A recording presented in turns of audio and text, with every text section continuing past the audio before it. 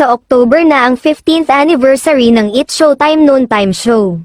At kung ang katapat nilang noontime show sa TV5 na Eat Bulaga, ay hindi nagkaroon ng bonggang 45th anniversary episode noong July 30, iba naman ang mangyayari sa noontime show ni na Vice Ganda, Ogie Alcacid, Vong Navarro, Kim Chiu, Amy Perez, Jong Hilario, at iba pa.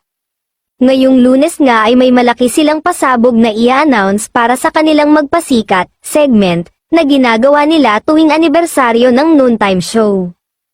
I-announce raw kasi nila ang magpasikat teams na magpapasiklaban, magpapatalbugan para nga sa kanilang 15th anniversary.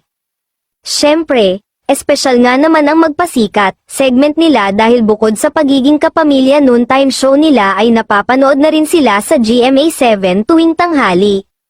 Say nga nila, 10 linggo na lang at muling matutunghayan ang friendly competition ng host sa taunang magpasikat kaya huwag palampasin kung sino-sino ang magkakateam sa kanila.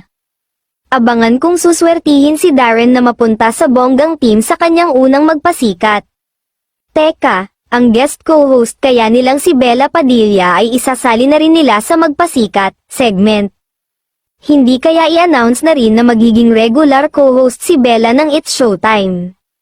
In fairness, ang madlang people kasi ay talagang ni-request sa ABS-CBN Studios Management na gawing regular na si Bella sa It's Showtime, sana nga raw ay forever na si Bella sa noontime show at hindi habang abala lang si Ann Curtis sa taping ng It's Okay to Not Be Okay, sa Iloilo. Well, okay naman kasi talaga ang pagiging guest co-host ni Bella sa It's Showtime kaya sana nga gawin na siyang regular sa noontime show.